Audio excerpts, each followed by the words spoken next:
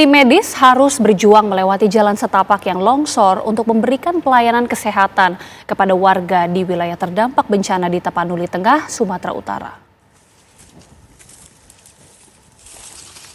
Dua desa yang terdampak parah banjir bandang adalah Desa Said Kalangan 2 dan juga Desa Tapian, Nauli, Saur, Manggita.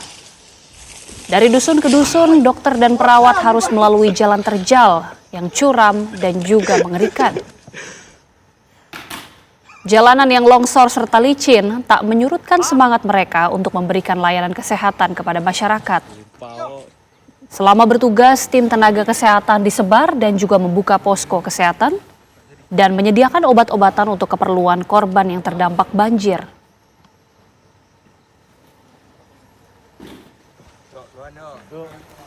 Jalan luar salah. Oke, kita melanjutkan perjalanan, guys.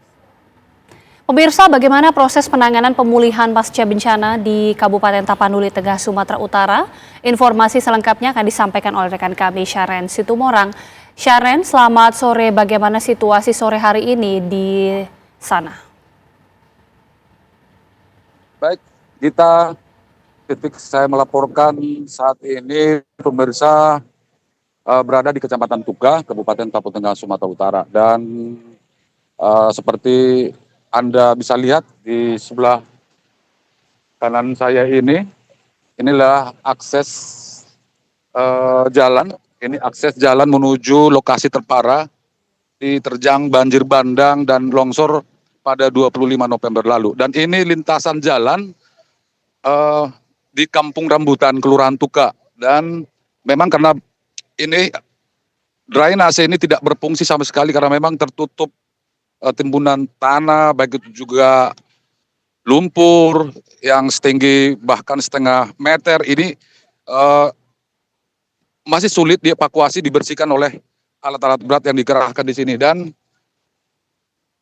ruas jalan yang memang masih terendam air adalah di Kampung Rambutan ini ada berjarak sekitar 50 meter dari lokasi saya mengabarkan saat ini. Seperti bisa dilihat di sana, ini para pengendara memang mereka menerobos, kadang-kadang terperosok di lumpur yang menggenangi ruas jalan ini.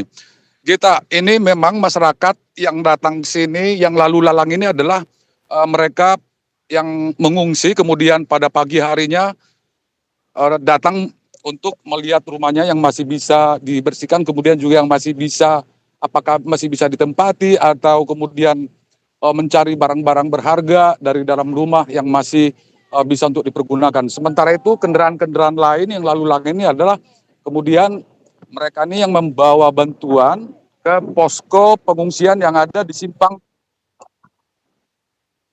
Ya, ini memang untuk menuju posko di Simpang Sipange dan Hutabolo nih.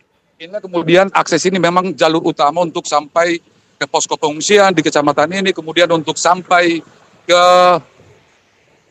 daerah lokasi pusat terparah di Kecamatan Tuga ini kita. Sementara juga di area sebelah kanan saya ini adalah Sungai Godang yang sampai saat ini masih tertutup ribuan gelondongan kayu, meskipun memang sudah mulai terbuka, akan tetapi belum lagi dapat mempengaruhi air yang masih terus menggenangi jalan di Kampung Rambutan ini. Kalaupun memang seperti yang dilihat saat ini di layar kaca ini, bahwa kondisi di Kecamatan Tuga ini seperti ini kondisinya, tetapi juga ya. Jadi bisa mungkin ya saya lihatin dulu bagaimana dari dekat bisa.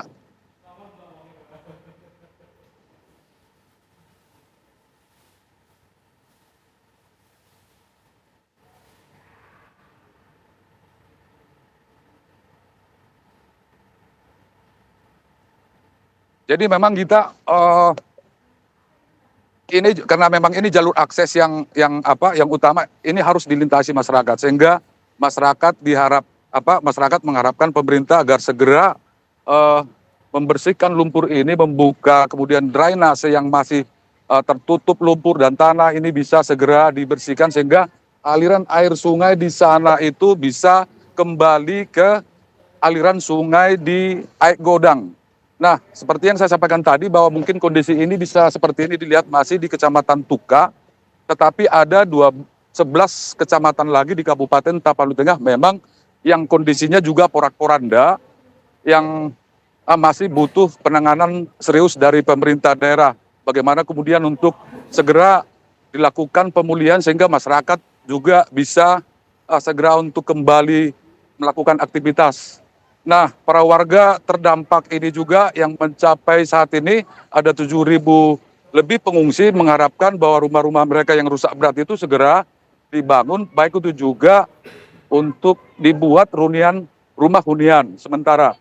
Nah, kemudian sarana air bersih juga masih sangat sulit diperoleh masyarakat, terkhusus di lokasi-lokasi memang yang terdampak ini seperti ini. Karena di sini memang sama sekali sarana air bersih itu sudah putus dan tidak teraliri sama sekali ke rumah-rumah warga. Sehingga Kementerian Pekerjaan Umum kemudian juga perusahaan daerah air minum Kabupaten Tapanuli Tengah sudah mendirikan tong-tong air bersih untuk bisa lebih mudah diakses oleh masyarakat terdampak. Sementara juga aliran listrik juga sudah mulai normal. Nah, ini seperti yang bisa saya perlihatkan ke pemirsa bahwa itu adalah jembatan Sigotom. Di sana adalah sungai Aik Godang yang saat ini masih dilakukan normalisasi oleh tim tanggap darurat. Meskipun memang masih tertutup tapi sudah mulai normal karena aliran air sudah mulai mengalir dari aliran sungai Godang. Tetapi memang itu sepertinya belum maksimal karena banyaknya gelondongan kayu yang berserakan bak lautan di sepanjang hampir 1 kilometer lebih. Aliran sungai Godang ini memang masih tertutup oleh gelondongan-gelondongan kayu kita. Baik. Itu Baik, sementara Sharon. ya.